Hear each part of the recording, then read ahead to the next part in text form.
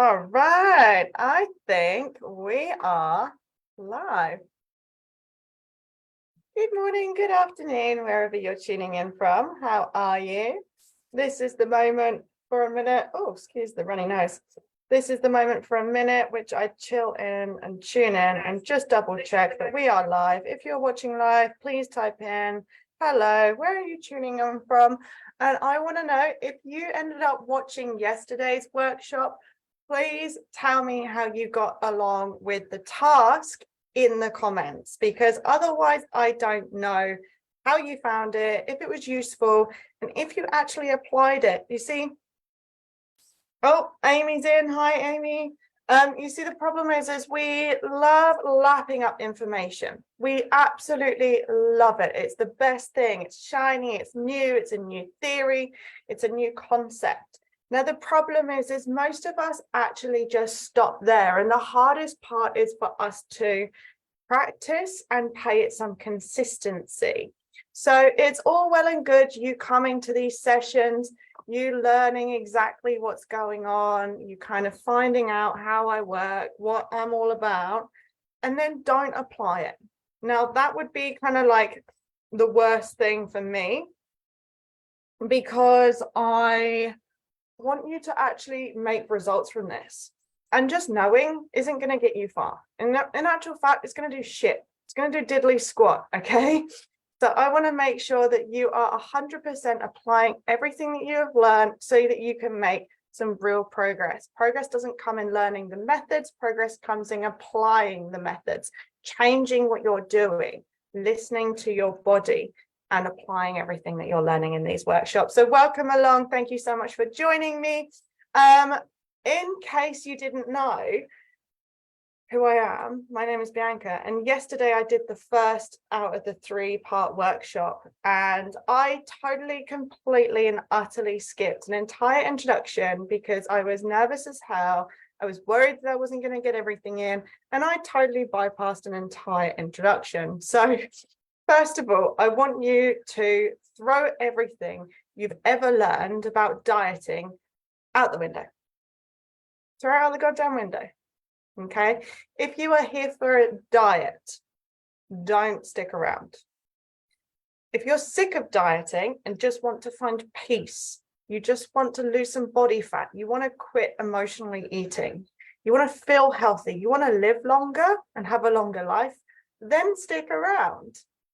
I'm going to tell you how, I am not going to tell you how to drop 10 pounds in 5 weeks. Okay, this is not what I am about. If you know me at all, you know I'm all about sustainability. Like I said, my name is Bianca Jane. I am that plant-based coach.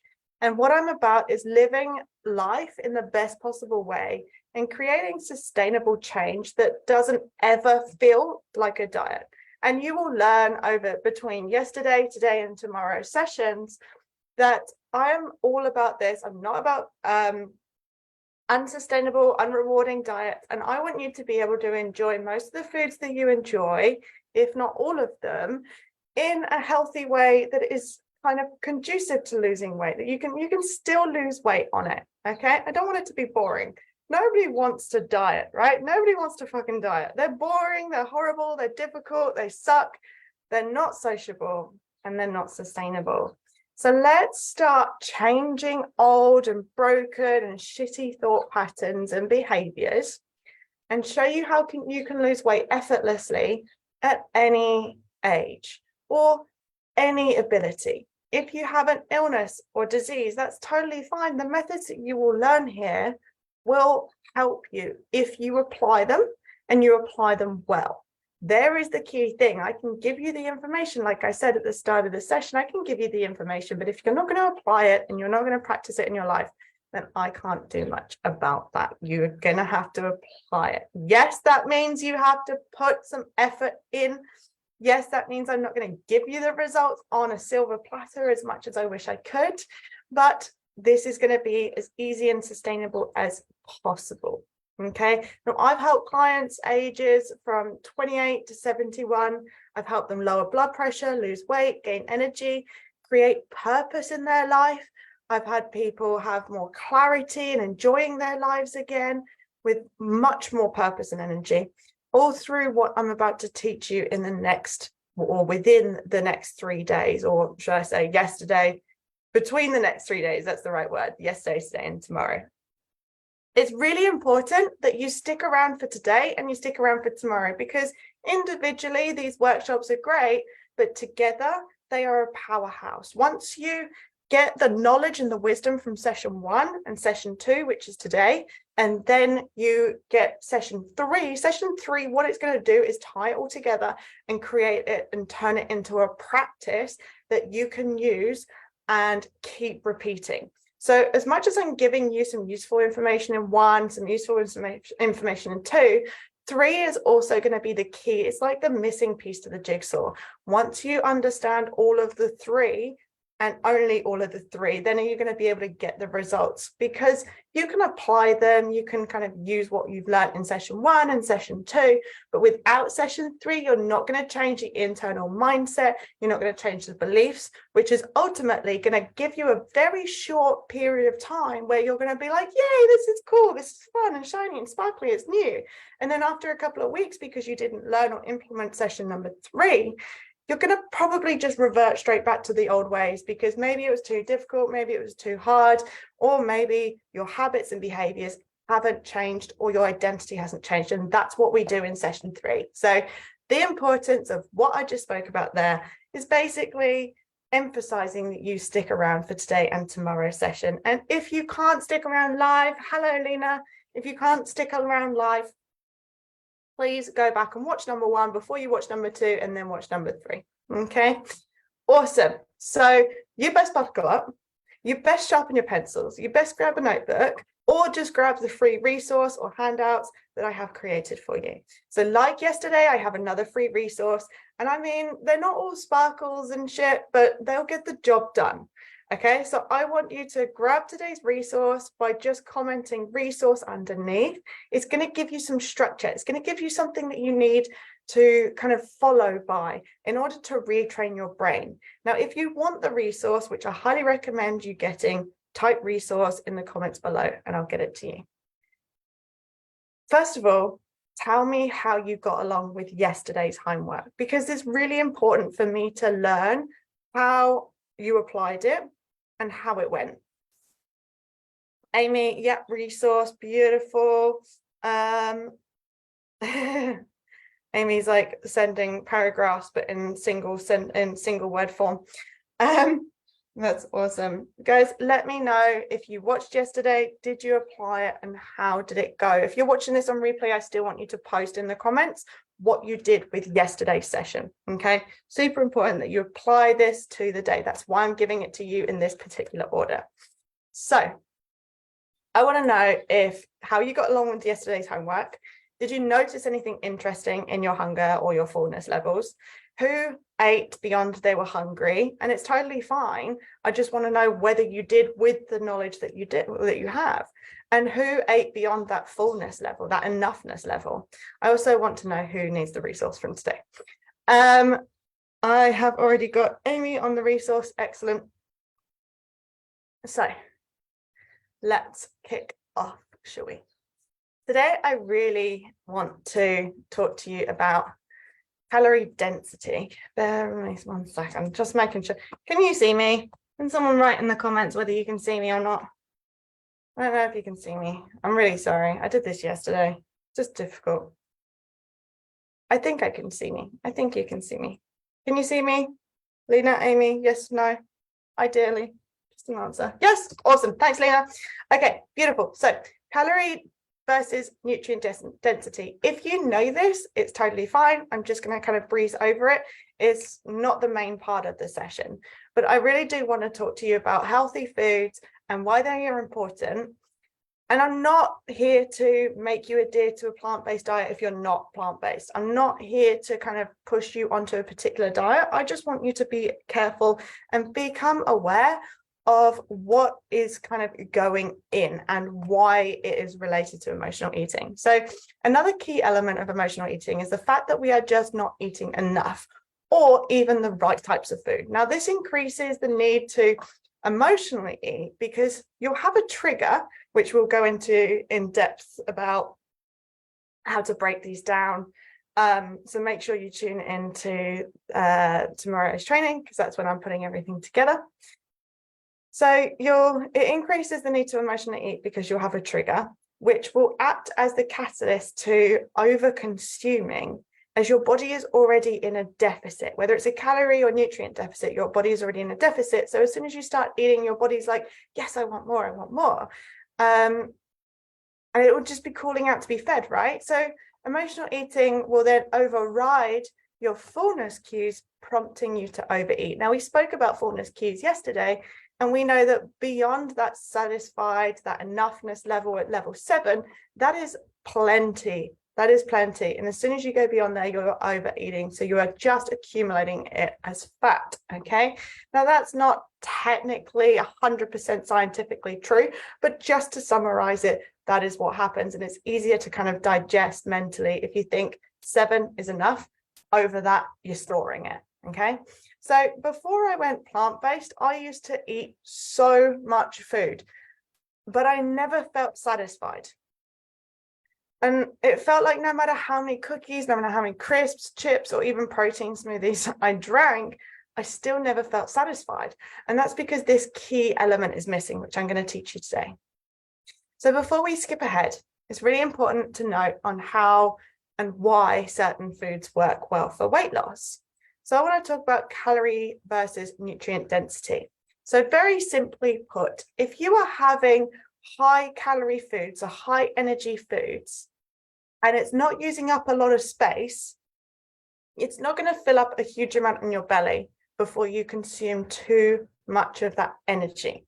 Now, I'm talking about oils. So if you imagine oils, it's a high amount of energy, but it takes up a small amount of space. So if you're consuming a lot of that through like baked goods or processed goods, you're going to have to eat so much more in order to feel satisfied. Now, this is what it was happening to me, because I was eating too many crisps and biscuits, and it felt like I couldn't get satisfied. And that's probably because they are dense in sugar, they are dense in fat. And all of that doesn't take up much space, but it's certainly giving me an excess amount of calories. So even with just a few biscuits a day, I was already not feeling satisfied, not eating enough, but eating too many calories. So you can eat enough and you can eat too many calories at the same time. Okay. So if you think of enough as like a volume amount, okay. When we look at nutrient-rich foods, they are high in that volume, but they are low in the calories. So think of vegetables like cabbage, broccoli, carrots, mushrooms. All of the vegetables have a low amount of potatoes, even potatoes, okay? They have a lower calorie content, so a lower energy content, but they take up a lot of food. So we want to be focusing on volume. Sorry, I thought someone shouted out. We want to be focusing on volume, filling up our bellies, literally, like with space, but consuming less calories. And what that's going to do is reduce the amount of processed foods, increase the amount of whole foods. And that's going to reduce the amount of overall calorie intake, the amount of sugar that you're consuming, the amount of flour, the amount of salt, and increase the amount of nutrients that you're consuming, water. So nutrients being micronutrients, macronutrients, vitamins and minerals, and even water. And did I say fiber already? Fiber. Okay. So it's important to consume a lot of the voluminous foods with little amount of calories in them, because the more you eat, the more you're stretching out your belly. Now, in your belly, you have fullness receptors, and it might take a little while for the fullness receptors to connect to the brain, which is why we are told to slow down our foods. So slow down our eating. So with the fullness receptors, when you're eating nutrient-rich foods, but calorie-poor foods, so the same thing, nutrient-rich, calorie-poor foods, it is expanding the belly, touching those receptors, and then that message is going to the brain saying, yeah, I've had enough, thank you. Sometimes we eat a bit too much, so we can continue eating beyond that enough level and accidentally overconsume. But again, because we're accidentally overconsuming on low calorie foods, it's not going to take much to burn off. It's not going to take much to use. So whole foods versus processed foods. What does whole foods look like? And so whole foods will look like nuts, seeds, grains, beans and legumes, vegetables, lots of green vegetables, whole fats, okay? So we are looking at fruits and vegetables. So anything that's any color, fruit and vegetable. You want to look at grains on your plate as well. So this is kind of like a good combination to have. Grains, you're looking at oats, you're looking at quinoa, you're looking at teff, you're looking at buckwheat, bulgur wheat. At the top of my head, for some reason, they have just all disappeared. And then we're looking at beans and legumes. So all of the different types of beans, which includes tofu, tempeh, edamame, soy milk, that is all from the soybean. And you've got different types of beans like kidney beans, black beans. It is really, and chickpeas as well. And then you've also got lentils. So you've also got different types of lentils, red lentils, green lentils, yellow lentils. So there is actually a vast amount of foods that you probably don't realize that you can be consuming on the lower calorie, nutrient dense perspective. So if you eat meat, I'm not telling you have to cut out meat. Obviously, as a plant-based advocate, I definitely recommend doing it, but I'm not telling you right now that you have to. I'm telling you to increase your nutrient-rich foods. So your whole foods, increase them as much as you want and as much as you can. And before I give you some nutritional hacks, I just want you to note that the more you increase this, the more you decrease your need and desire to emotional eat, because you are filling a void with emotional eating in the mind.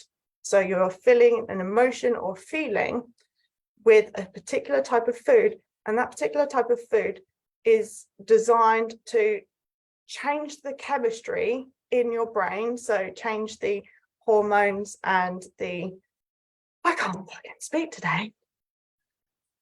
Change the hormones, change the thoughts that's going on in your head. So that is generally associated with like high fat, high sugar foods. Okay, sorry, my brain had just completely went off on one there. I do apologize. So before I give you some nutritional hacks, which is going to help you kind of like jump ahead and change a few things around in the way that you eat foods, which is really interesting. I wanted to kind of let you know that your condition won't work against you with a whole food plant-based diet, generally speaking. So my method or my program will work in favor. So what I'm teaching you, right? It'll work in favor of your conditions. So take Debbie, who's one of my clients. She suffers from ME, chronic fatigue, IBS, mental health issues, whole heap of food allergies and intolerances.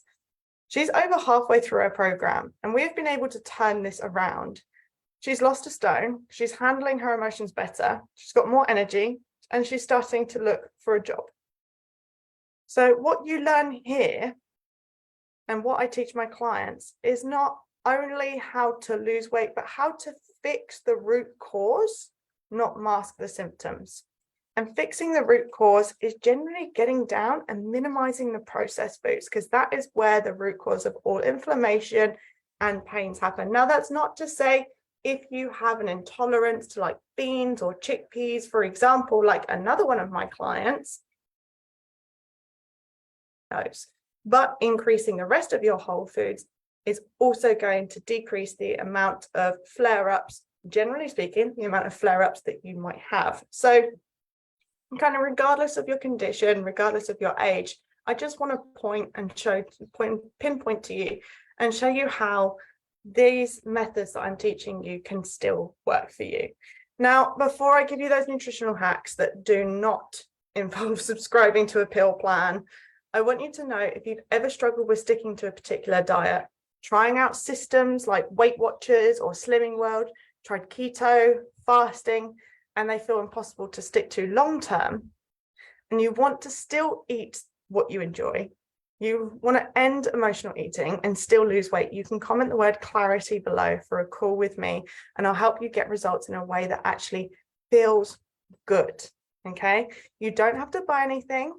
but I promise to break down what's going on for you, help you get clarity on why the things you've tried haven't worked. And if you want to get my help, then that's brilliant.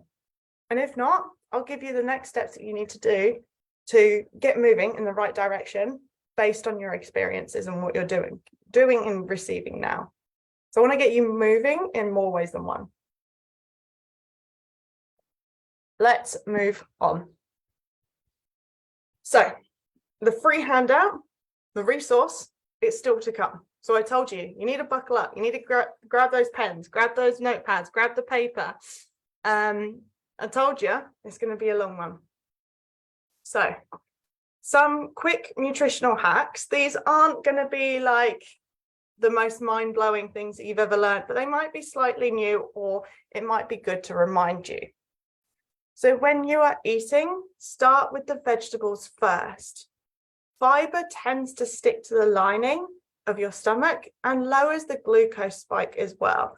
So not only are you lowering your blood sugar levels, you're starting with your vegetables first, so you're increasing the fiber. Whereas if you left your vegetables till last on the plate or in your snack, it's less likely that you're actually going to get round to them because you might be full.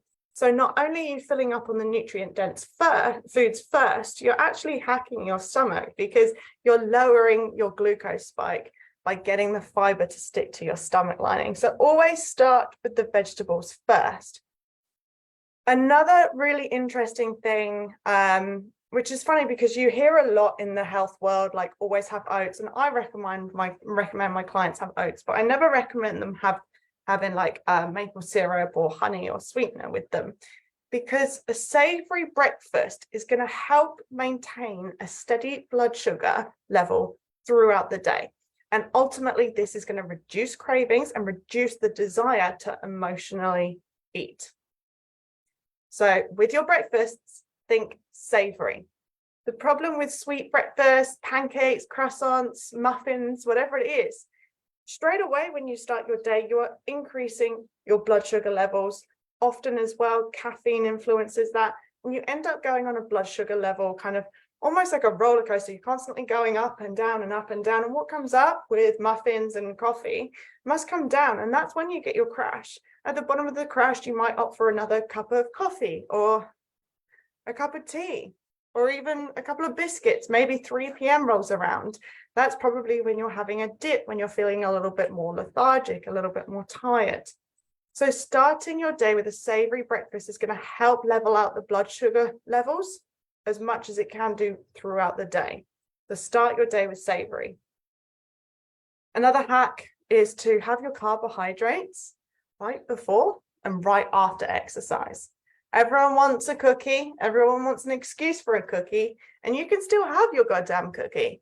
But to hack your way to eating more, you can have your cookie right before and right after exercise, because your body is seeking glucose in that time. Okay, so it will burn it faster and quicker. So one more tip. Do we do one more tip? Yeah, let's do one more tip. Protein.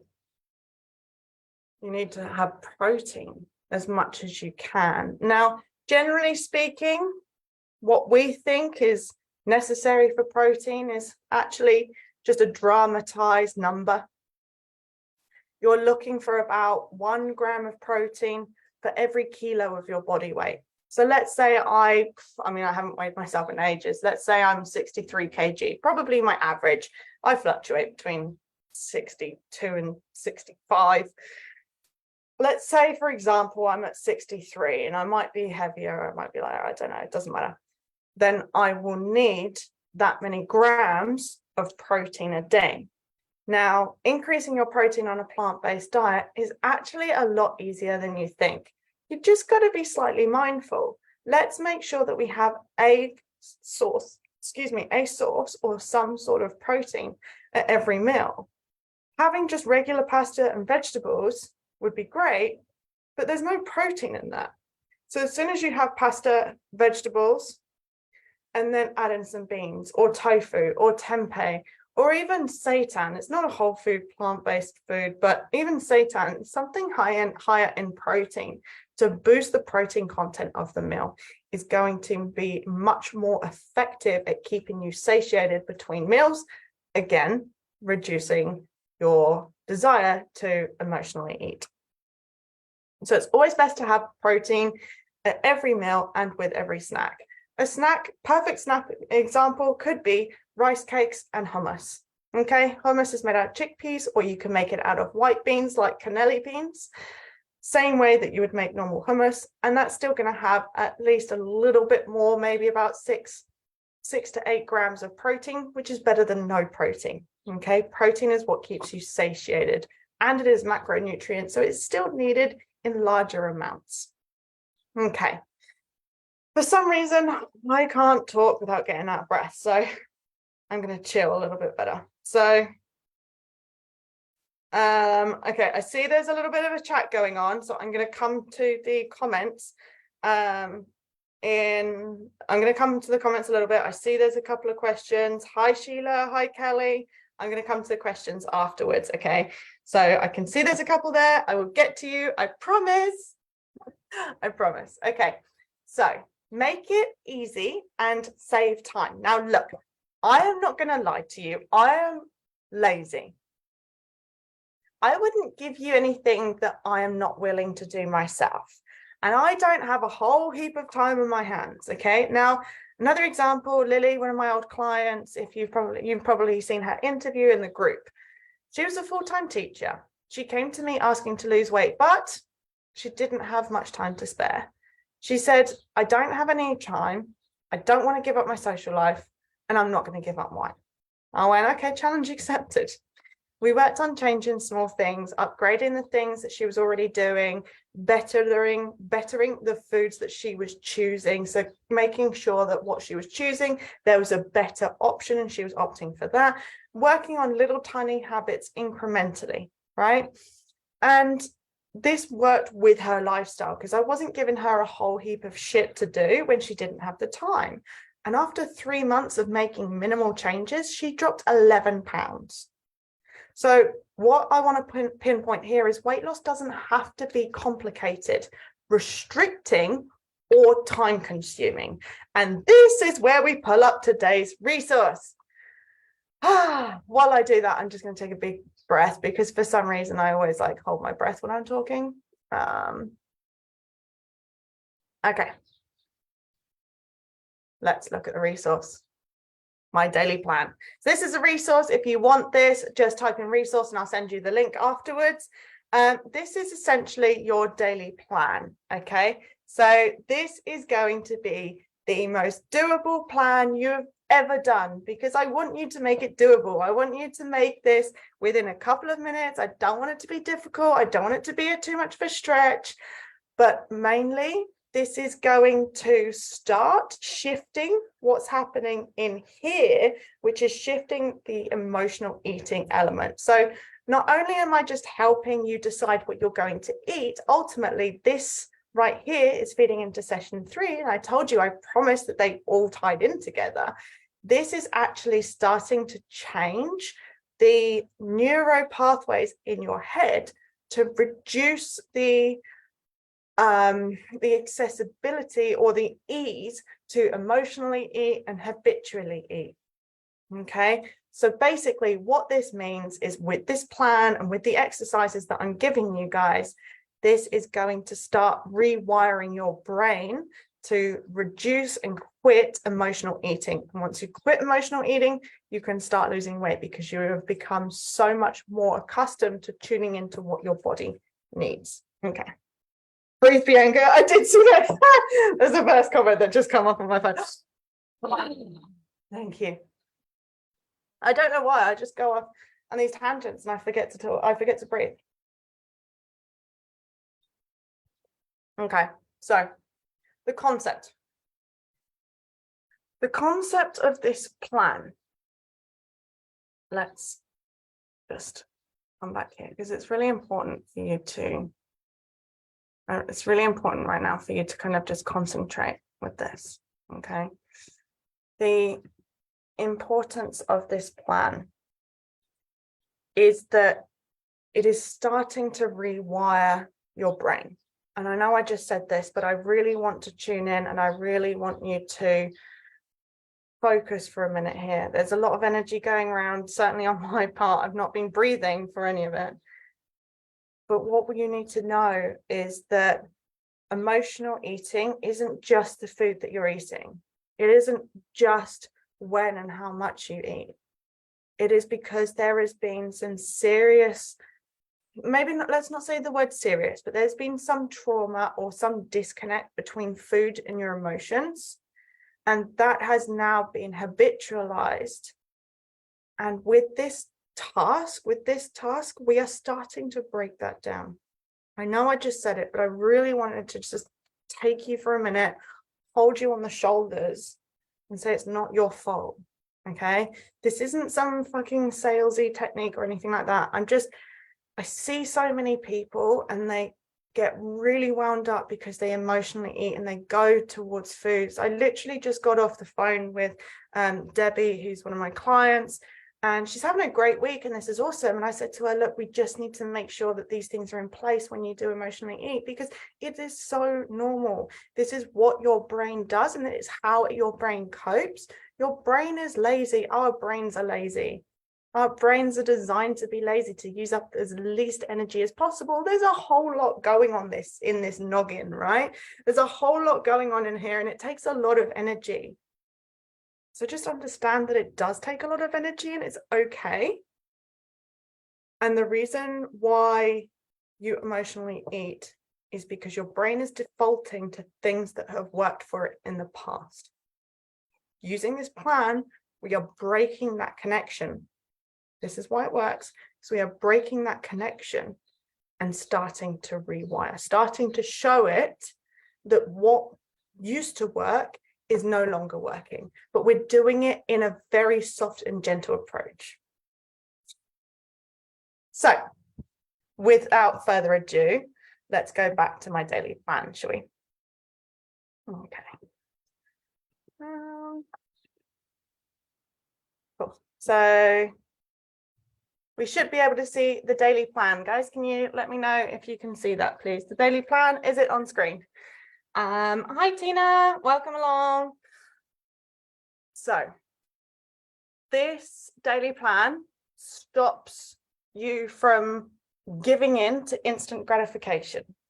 It stops your brain from going, oh, I want a biscuit. I'm going to have a biscuit and I'm going to be happy about my biscuit, right?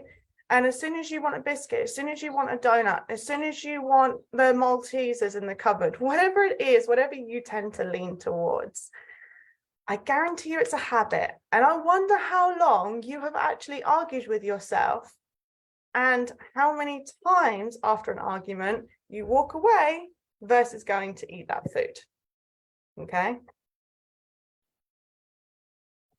This is going to help you build confidence to trust yourself and to trust that this system, which is so fucking doable, as opposed to anything like Weight Watchers, Slimming World, which is just insanely difficult. It's going to show you how to build confidence in yourself and in these systems and in my systems on how it works, on that it can work for you, and build the confidence that you can do this, because it is actually super simple, but it just takes a little bit of effort. And the problem is you are fighting against the effort distributor, right? Your brain is the one that distributes your effort, and you're also trying to argue with your brain and saying you need to give yourself a little bit more of that effort, a little bit more of that energy, and that brain's going, no, we have to reserve it for life-saving purposes.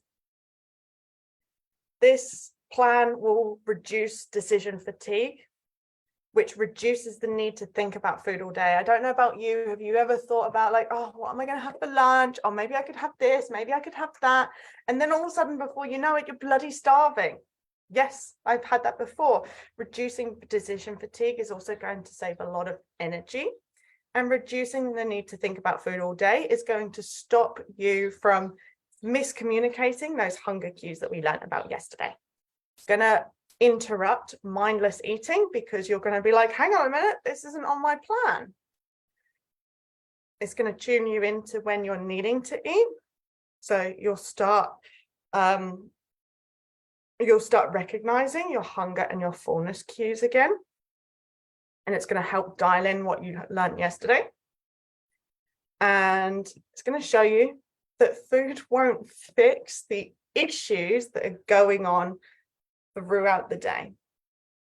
Ultimately, if you're about to emotional eat, if there's one thing that you can take away from this entire workshop, I want you to know that if food isn't the problem, food isn't the solution. I want you to write that down. If food isn't the problem, food isn't the solution. Now we're going to talk a lot about that tomorrow, and that is all across your handout tomorrow and your resource tomorrow. And I just had to give that one away because I was keeping it in, but it's one of my favorite sayings. If food isn't the answer, if food isn't the problem, food isn't the solution. Okay, so let's create your own plan. You know the benefits, you know why it works. So how does it work? Ultimately, you're going to wake up at the beginning of the day, and the first thing you're going to do is you're going to turn off your alarm clock. You're going to notice whether you had a good or shitty sleep, and then you're going to go straight to your plan. Just when you are the most rested, before you have to make any other decisions for the day, you're going to decide what you're going to eat. So the idea is this gets completed at the very beginning of your day. If that is impossible, and you come to me and say, Bianca, I literally cannot plan this in the beginning of your day. One, we'll start talking about why the hell you can't put aside 2 minutes to do this.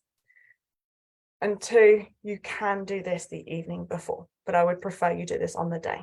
The problem with the evening before is you've already got a lot going on in your mind. So the morning of, you plan this. Now you literally write in what you're going to have for breakfast. You write in what you're going to have for lunch.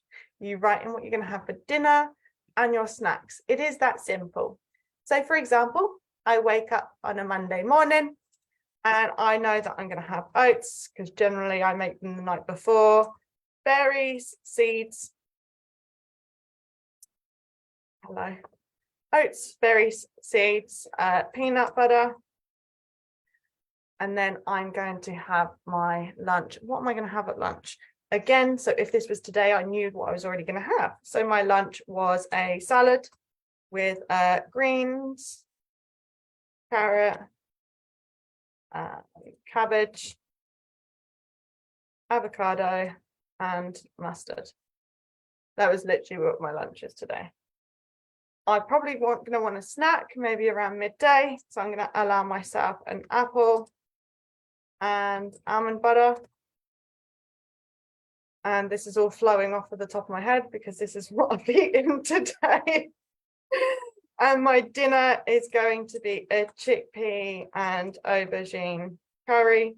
That is a lie. I actually don't know what I'm going to have for dinner because my partner said that he's going to make it. So I know that I've already looked at the meal plan, so I know that it's in alignment with what I can and want to eat. So on that note, actually, if your partner's going to cook, it's going to be really important for you to make sure that you are on the same level. So even if you're eating completely different foods, I would highly recommend that you guys discuss what you're having at the start of the week or at the end of the week when you go food shopping. Make sure they know that they need to be cooking for you. So do they need to cook without oil? Do they need to cook a plant-based meal? Do they need to make sure there's more vegetables on your plate? Do they need to make sure there's a smaller plate or a smaller portion? Okay. I'm very grateful that my partner is also plant-based, also no oil, also no salt and no sugar.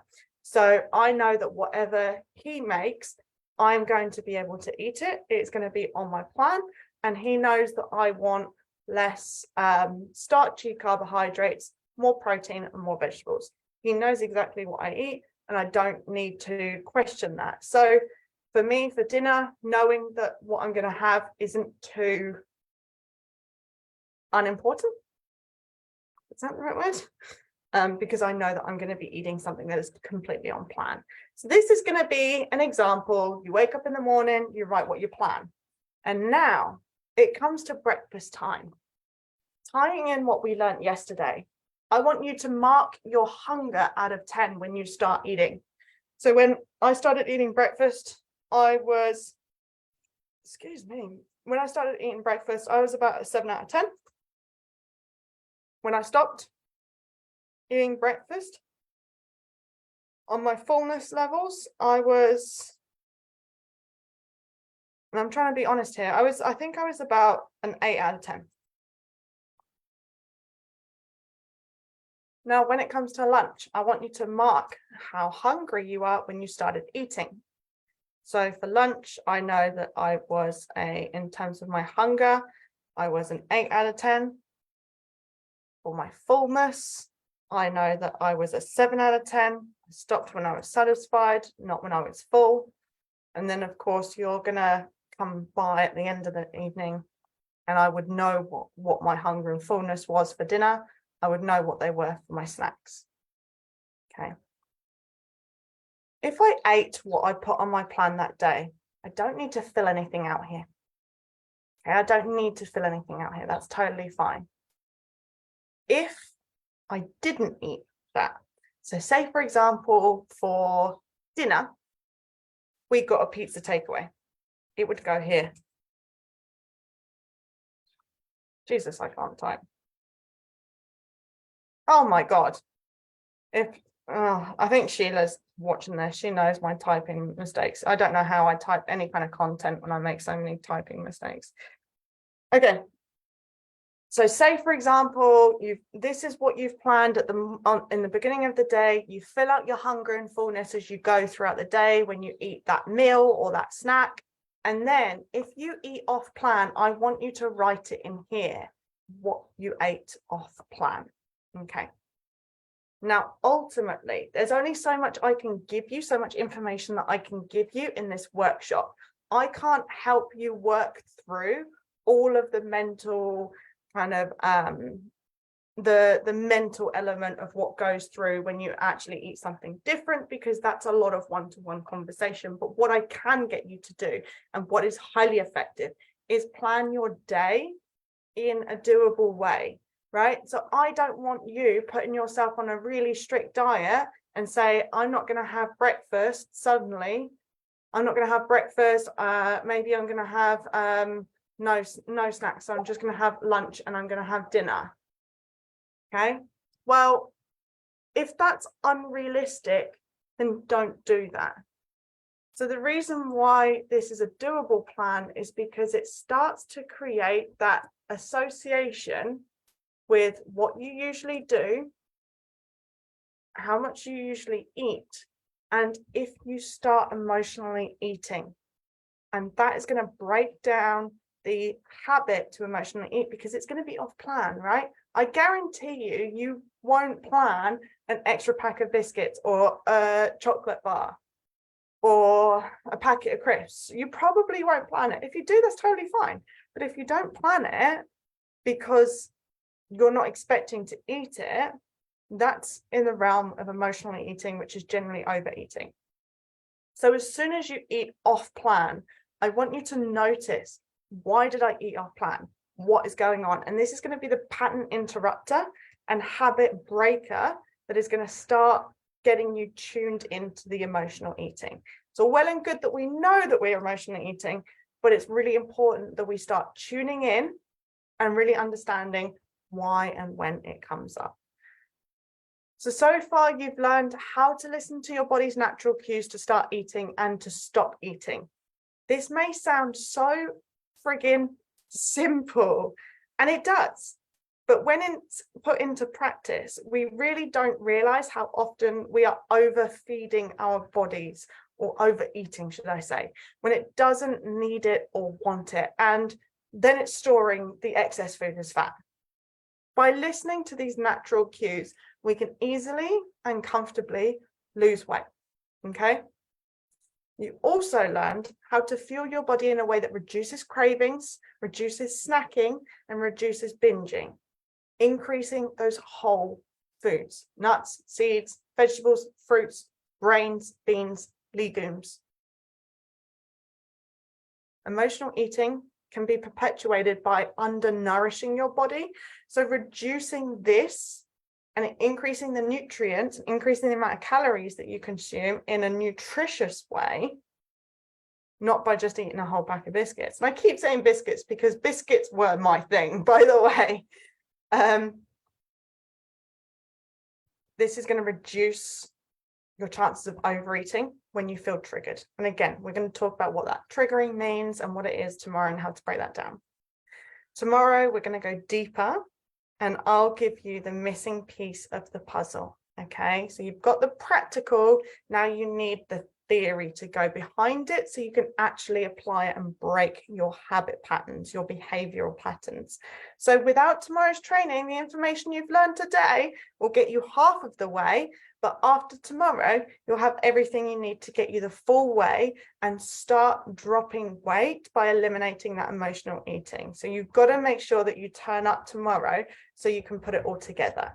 Please don't forget to type in resource, by the way. If you want the doable plan, you can print it off, you can fill it out, and feel free to send it to me. Let me know how it goes. I want to know if you follow the homework. I want to know if you apply it. Okay, I really want to know, so let me know. Just before I start answering your questions and going through the chat, guys, if you haven't booked a phone call with me, why haven't you? I told you you don't have to buy. If you want my help, then excellent.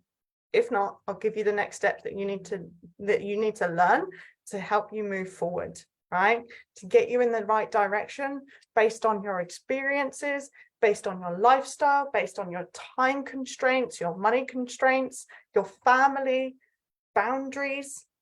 I want to help you create some change. So book a call with me. Just type in clarity underneath and I will call. We'll get on a call. We'll arrange a call when it works for both of us. I've freed up some time in my calendar for next week. So please jump on a call if you haven't already, okay? I've got a few calls booked this week, so make sure you jump on, please. Right. Did I just drop some of my tea? Wow. Okay. I'm trying to look up for the comments, but they're not coming up. 1 second. 1 second.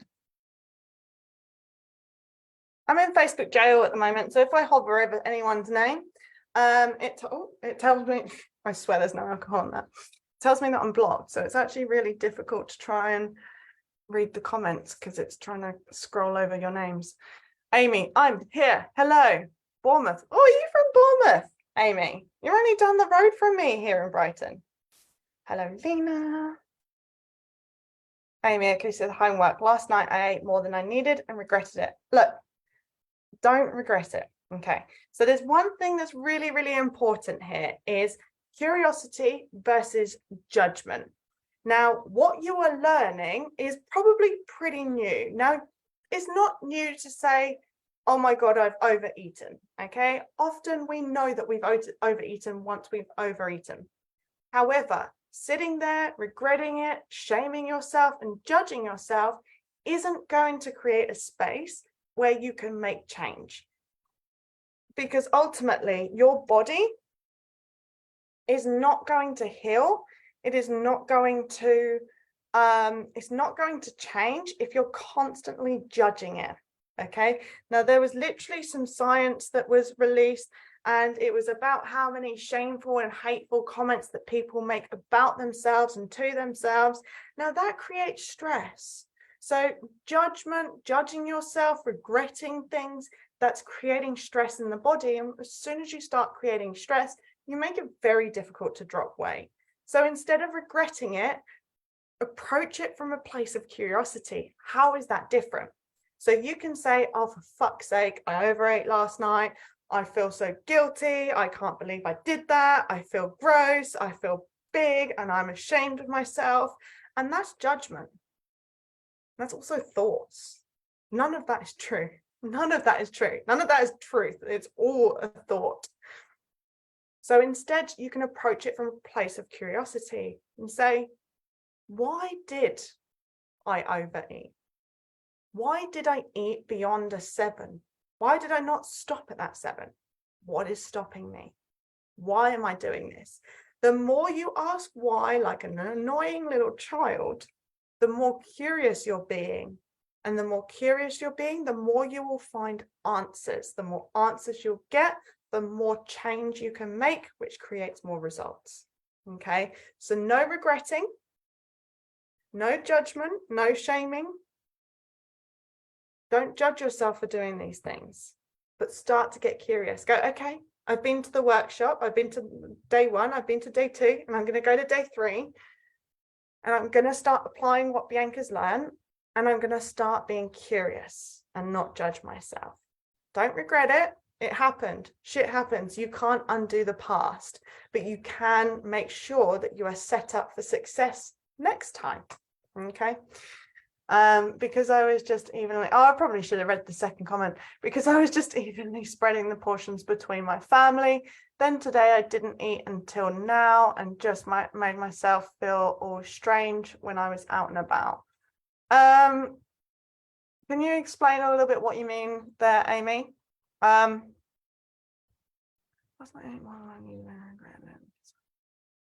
Okay, so because I was evenly spreading the portions between my family. So what I want you to notice there is that you have actually, you have given yourself a portion, and guys, your portion doesn't matter whether it's too big or too small. What matters is whether you listen to your fullness levels and your hunger levels, right? So if you are eating at a 7, regardless of how much you have on the plate, you will stop at a 7. So that's when you've had enough, not when you feel full, not when you've gotten into the overeating, like the under in the pants, that, oh, I feel crap. Okay, so we want to stop when you're feeling satisfied. Now, regardless of how much you've got on your plate, that doesn't determine when you feel sad, when you are satisfied, when you've had enough. So already I see that there's kind of a little bit of a blame of the fact that there was extra food on the plate, and that's totally fine. We just need to kind of break that down and work out why you giving yourself a certain amount of food. And I'm not pinpointing you. I hope you don't think that I'm just kind of like picking on you here, but honestly, this happens with so many people. I used to do it all the time. Like, I would stop when my plate is full, and often it's exactly that reason. Is because, oh, well, I don't want to waste this little tiny bit. And I want you to ask, is it actually wasting it? If I throw away a couple of bitefuls or give the rest to my other family, who am I honoring the most? Okay, and that's going to be you. So you don't have to distribute all of this food. You can put all the excess in a tub. If you look at it and go, okay, I already know that's going to be beyond my enoughness level, put the extra 1 or 2 bites leave it in the tubs, in the saucepans, leave it on the hob. And then if you're still hungry, or if anyone else is still hungry, they can go back to it. It's not like someone's going to come in and steal that tiny little bit of food and steal that opportunity away from anyone else. I hope that answers your question on what you said there, Amy. Lena, I'm noticing more when I'm hungry versus just wanting to eat to feel better. Yeah, that's awesome. So yeah, increasing that awareness, just noticing when you're actually hungry, when you've actually had enough, that's going to start kind of tapping into that awareness of when you're emotional eating. And it's all about awareness. The more awareness you have, the less likely you are to do the bad habits that you don't want. Carrie, adding sugary stuff to oats is a nope. Well done. Yeah, I mean, I add berries. I always have a big cup of berries with my oats. Regardless, berries, blueberries are kind of the best bang for your buck. They've got the highest amount of polyphenols and the highest amount of antioxidants, nutrients, vitamins, minerals. They are powerhouses for the brain. They have been in, I don't know why it doesn't work for me, but they've been scientifically proven to increase brain capacity and brain power as well.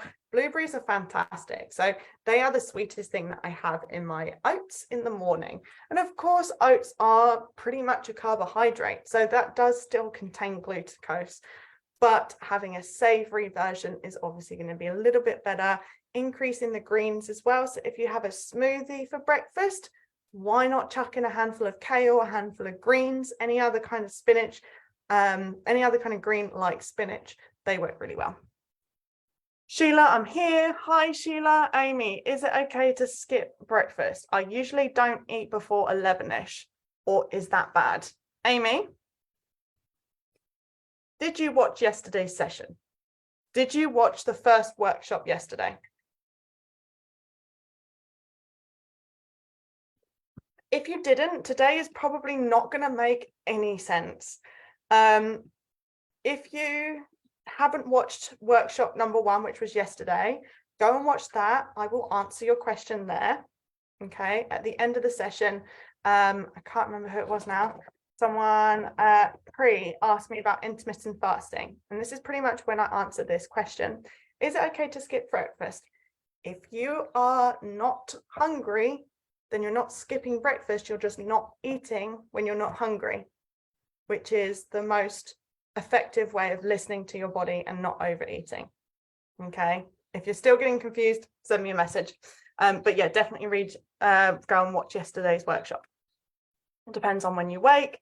Again, no, it really doesn't depend on when you wake. So if you wake up at 10 a.m. or you wake up at 6 a.m., but either way, you're not hungry until 11 a.m., why eat if you're not hungry? Why are we eating when we're not hungry? Yes, breakfast is important, but that's just to say that your first meal is important. I want you to start, guys, all of you, I want you to start kind of debunking what breakfast, lunch, and dinner means to you. Breakfast doesn't have to be at a certain time. Lunch doesn't have to be at a certain time. Dinner doesn't have to be at a certain time. Listening to your body's natural hunger and fullness cues are when you should be having your breakfast, lunch, and dinner. Okay. I don't necessarily eat until noon to 2, but I'll wake up late. Maybe I'm being diabetic. Eating regularly is better than not.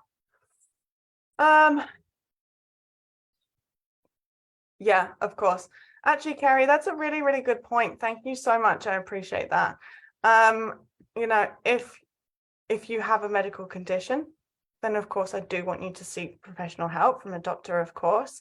If you struggle with super low blood sugar levels, it's likely that you're probably still going to be exhibiting your hunger cues. So yesterday we looked at your different types of hunger cues. So I really want you to notice that if there is a need to eat, like for example, if you said, like as Kerry said, for diabetics, eating regularly is better than not. So if you know that your blood sugar levels drop dangerously, then it would be really, really important to eat when you need that and just start recognizing what that feels like in your body. Okay, so ultimately your body is a really good determiner of what you need. If you're feeling really low, really lethargic, you probably need to eat. So again, listening to your body and knowing what it needs. If you do need to measure your blood sugar levels, again, thank you so much for mentioning this, Kerry. It kind of completely skipped my mind. But if you do need to watch your blood sugar levels, then it is important to know what that feels like when it dips. Okay, but also keep using using what you need to use. If you use one of the, what are they called, measuring the blood sugar level recorders. Resource, I'll drop that over to you, Lena. Breathe, Bianca, thank you. Resource, yeah, I'll drop that to you, Sheila. Get into the habit of the thing like planning, even if you don't do it, no one is judging you. Yeah, 100%, you know, stop judgment. Judgment doesn't help anyone, doesn't help the person you're judging. And if it's judging you, then you're not helping yourself, right?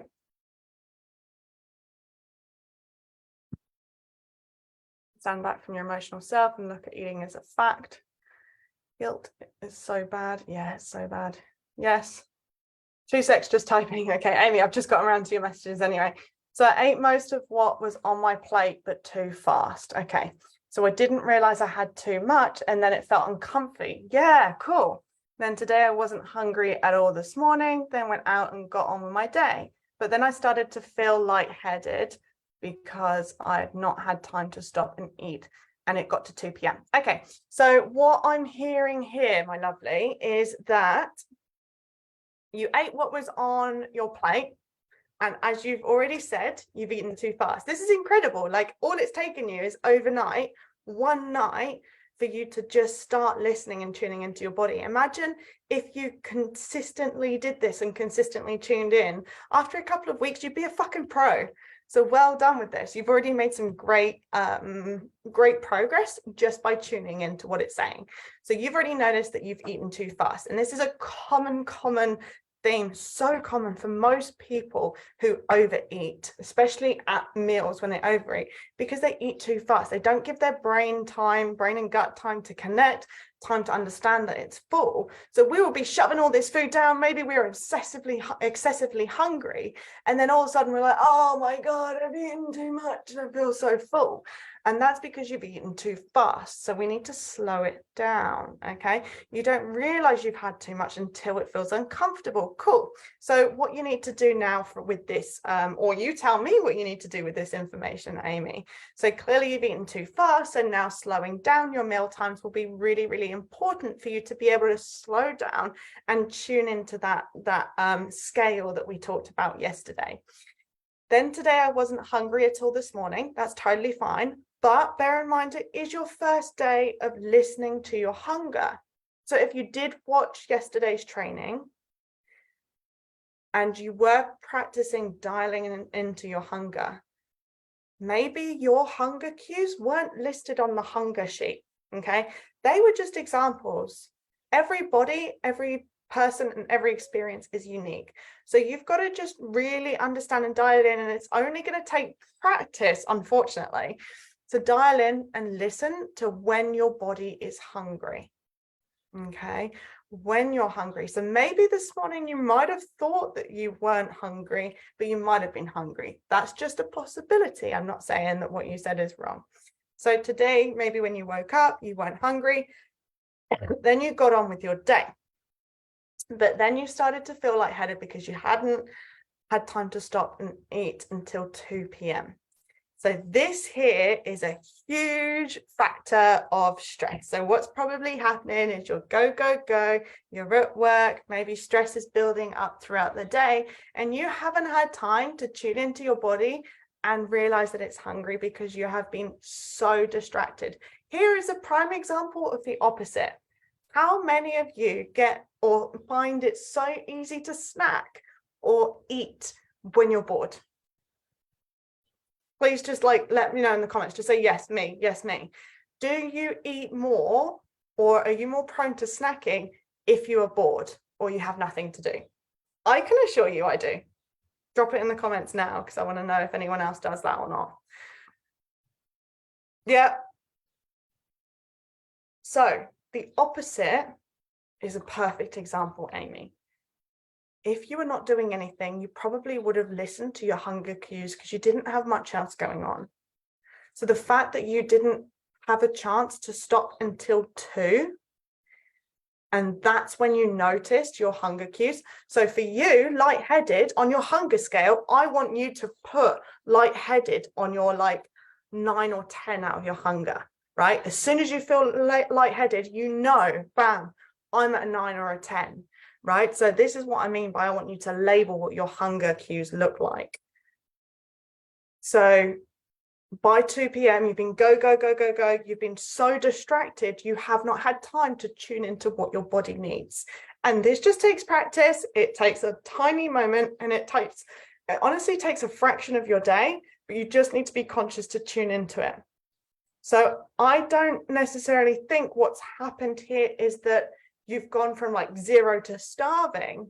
You've just been so distracted that you're not listening to your body. You're not tuning in and seeing if it's hungry, okay? You will get to know your body's natural pattern.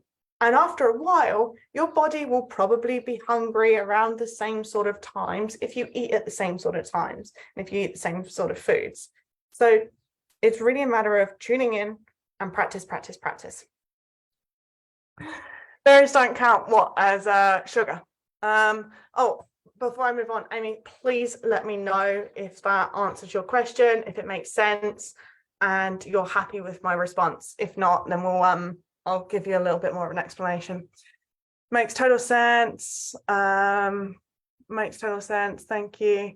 It's like a scarcity mentality. Oh, girl, that's a whole nother. I'm not going to get into that now. Scarcity mentality. Book your freaking call with me. Book a call now.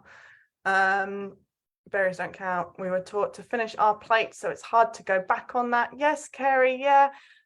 Kerry, yesterday at the start of the workshop, so I want you to tune in from the start, Kerry, we talked about stories, and there are so many stories that we grow up with, we get taught, we get programmed, and it's a matter of debunking these and breaking them down and going, is that actually fucking true?